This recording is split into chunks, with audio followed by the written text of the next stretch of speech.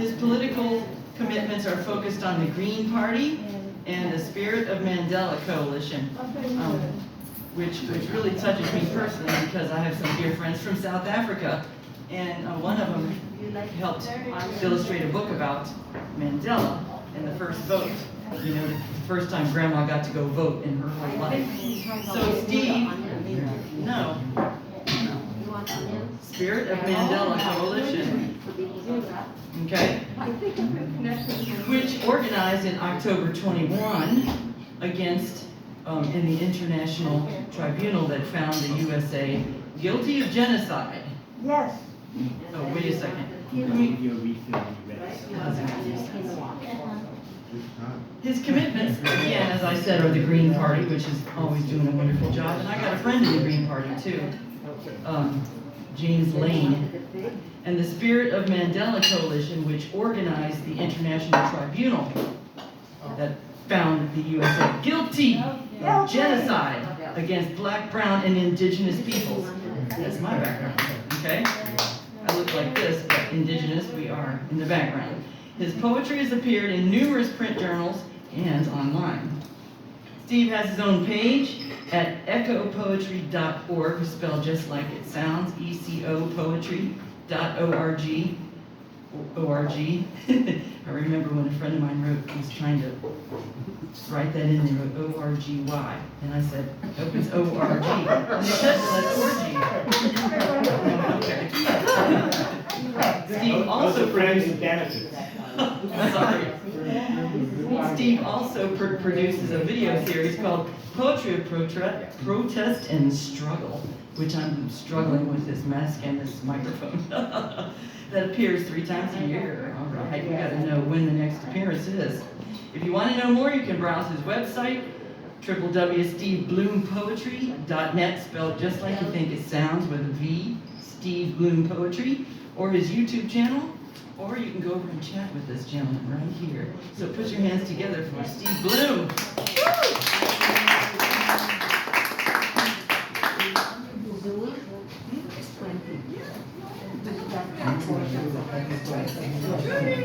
Trudy! All right, just say hello. I'll come back a little later. I'm just running.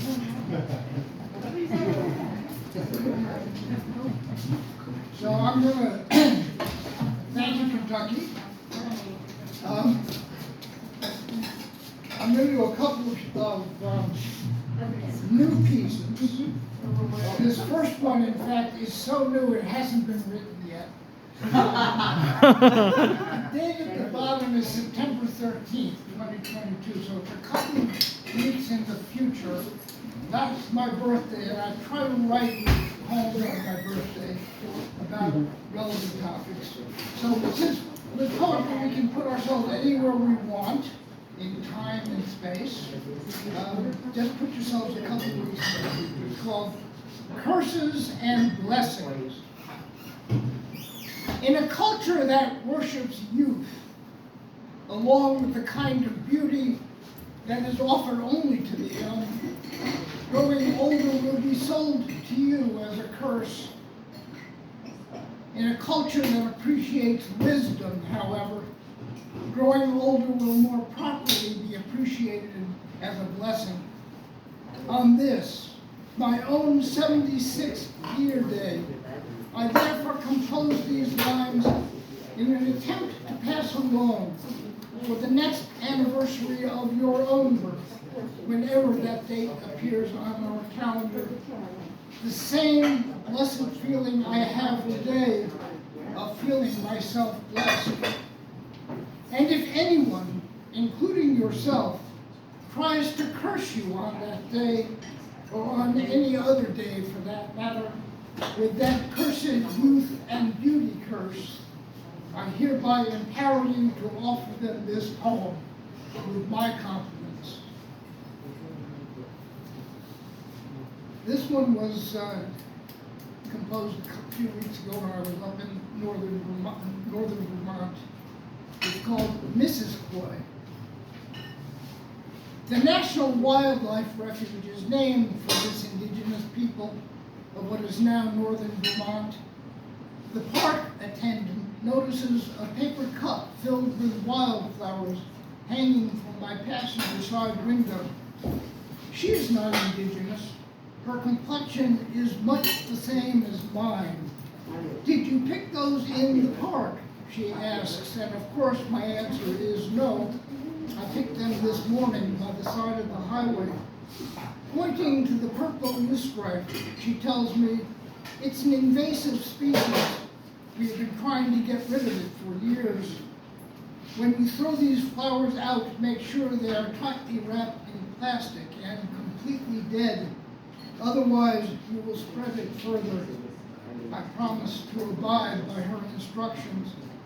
Later, after I finish the 1 mile discovery trail, which begins and ends at the parking lot, I think of something else I might have said. Wonder how she would have responded. White people are an invasive species too. How many years do you think it will take us to get rid of them? Trudy, I'm going to call Trudy up to do this next one with me. Where's Trudy? Trudy Silver, bring your hands together for Trudy. You're ready to do it now? What's that? Oh, goes? Okay, so yeah. Oh, all Can right. you use the microphone? Okay. No problem. I'll move my, Yeah, can you speak Steve, in the please move microphone? closer to the mic.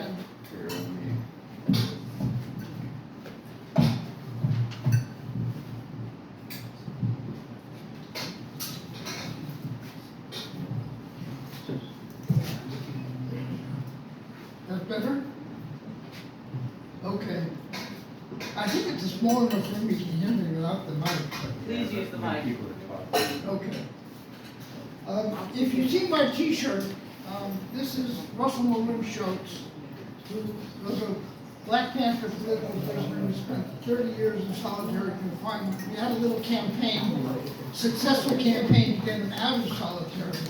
And he became actually a close friend of mine. I used to visit him in prison.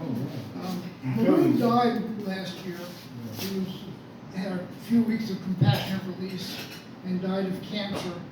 And unfortunately, this is something that happens too often. The next poem is one that I offer to Maroon and all the others who've joined the ancestors, called Secular Requiem. From a single point in suspended time to a chaos of expanding energy, to matter condensing into stars and galaxies with planets, to life on one, at least to me. Like all the stars and galaxies that went before, I am no more, for my dust has always been their dust. 2. I stopped to sit alone in the forest, and therefore I was. You are here to remember, and therefore I am still. The future stands transformed by our presence, and therefore I will be. 3. Measure my life by the number I have touched. Measure my life by the depth with which I have touched a few. Measure my life by the wildflowers on a mountain, by the explosion of a volcano, by the scent of a thunderstorm. Measure my life by the colors of the sky. 4. To those injured indifferently, I offer an apology. To those injured with intent, I admit it does not seem so important now.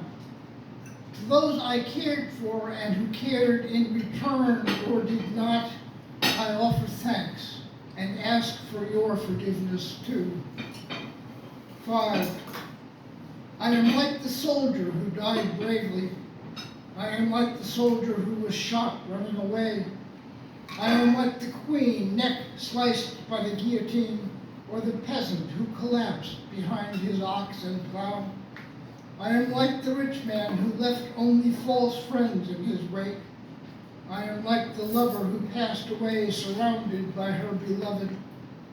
I am like the old woman who died in her sleep, or the child stillborn. I am like the young girl strangled by a serial killer. I am like the miner who succumbed to blackened lung. I am like the serial killer who died in his sleep, or the hermit in his cave whose remains lie undiscovered still. I am like the deer slain for meat, the buffalo for sport, the leopard warming someone's marble floor, the mayfly after its day to mate. I am like all who are thus alike and will be forever. 6. Celebrate a life which brings us joy. Celebrate a life which brings us pain so we may measure our joy.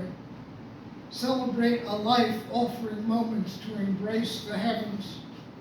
Commemorate a death which returns us to the earth, nurturing space for the new life that will replace us.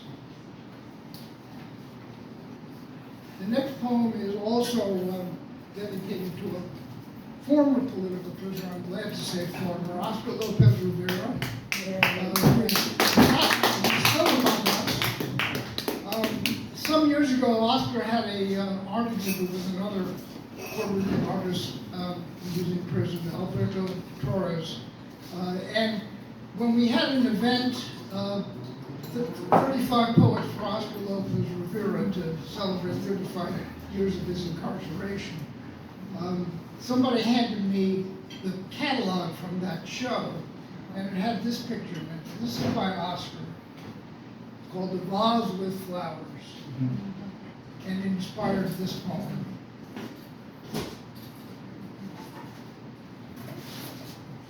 You did not have to send the flowers, Oscar. You have given us so much time, after all, enough to assure me of your love. 26 years on that day the artwork was hung from a gallery's wall, 35 by now, and counting still. You did not have to send me flowers, Oscar. I am sure it isn't easy to find them there where they keep you locked away, though perhaps not quite so difficult for one who truly understands the flowers when they speak to us. Shea once spoke of love in words that have echoed ever since in so many hearts. Your great feelings echo too through these portraits of Mita at her sewing machine, of Filiberto, Safia, Frida, Julia, of Che himself, joined by another, although nameless, Ringo's nemesis, of corn vendors in their market square, of a deer drinking from its river, of a bowl filled with mangoes, or a vase with flowers. You did not have to send the flowers, Oscar. I would still have known how much you loved me, enough to dedicate a lifetime to our vast conspiracy of flowers. And so I offer you these lines, my small effort to reciprocate your love. Someday, I predict, a new law will transform colonialist conspiracy into a crime punishable henceforth by 35 years in prison. And all who are thus sentenced will be compelled to appeal to you, or to me, or perhaps to our children for clemency. Allow me to express the hope that we will treat them with compassion when the time arrives, for such compassion best demonstrates all the truths we hold self-evident in our vast conspiracy of flowers. Long live the conspiracy of flowers, our wonderful conspiracy of artists, of poets, of musicians, of sisters and mothers and daughters, of sons and brothers, of fathers, of lovers, and comrades who have fallen, and those who march on, even those yet to be born. Because soon, perhaps only a day or 3 after you and I have joined the ancestors, they will be the ones who discover new ways to celebrate, aware that all the prison walls in all the world are not enough to hold back our glorious conspiracy. You did not have to send the flowers, Oscar. There was no need to send me flowers. And this one is in honor of the vegetarians in the audience, and they'll be honored by the cuisine this afternoon. It's called the Angry Bull Steakhouse. I spy it by the roadside as I drive through Ohio, headed east. At last, I tell myself, a restaurant with an honest name. I have never quite understood their chirping chicken or laughing pig. You can, I guess, fool all the animals some of the time. And you can even fool some of the animals all the time. But you cannot fool all of the animals all of the time. The bull is angry now. It's a good start.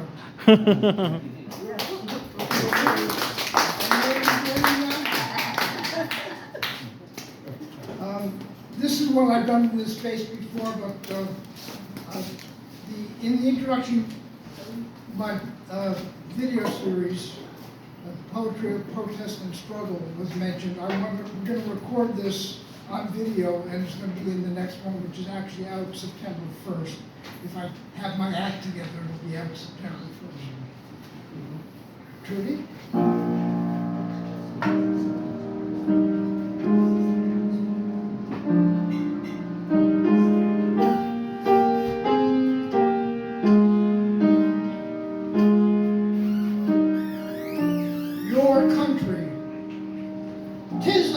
I sing, land of pilgrim proud mythology, Ellis Island fairy tale of welcome mat for all.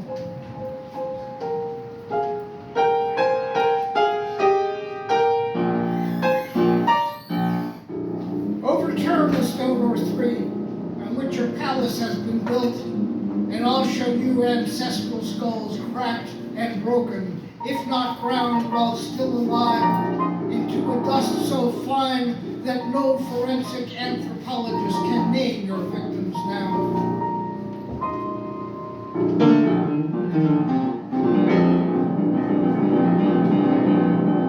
My grandmother was born millennia before your human seed arrived, thrived in harmony with the forests, meadows, hillsides, until one day soldiers set her teepee blazing.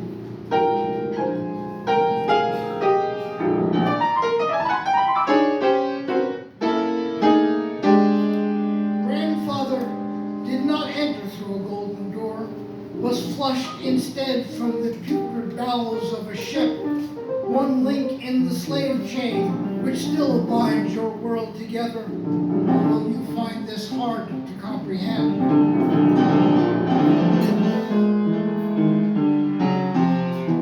My mother, lured from Asia with the promise of employment, was undressed when she arrived, locked up in a room kept for your enjoyment, until, bored one day, you sliced what was left into tiny pieces, tossed them away, imported my sister.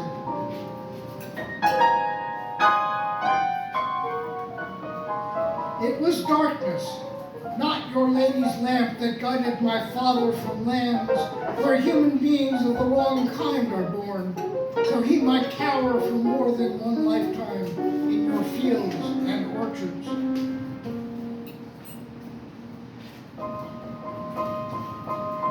My aunts and uncles appealed to you, but were sent back to the death camps, and when a few returned after the war, emaciated, pleading now, you dispatched them again to make your conflict with the Arabs their conflict with the Arabs, proving thus that the Hebrew race could learn the art of killing well enough to be accepted into your polite society.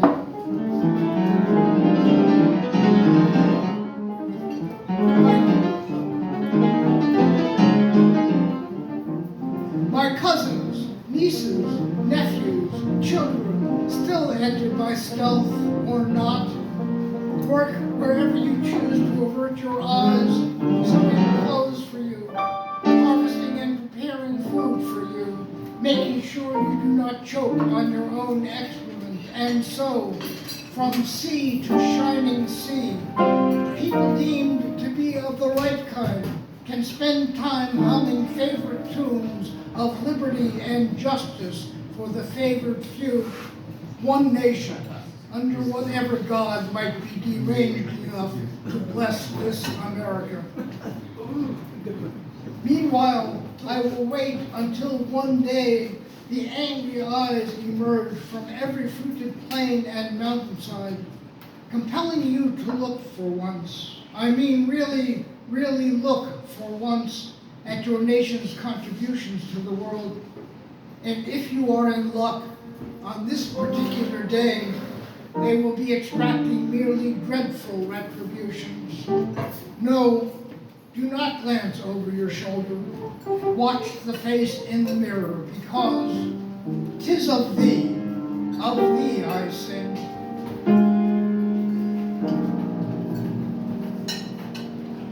Thank you all very much.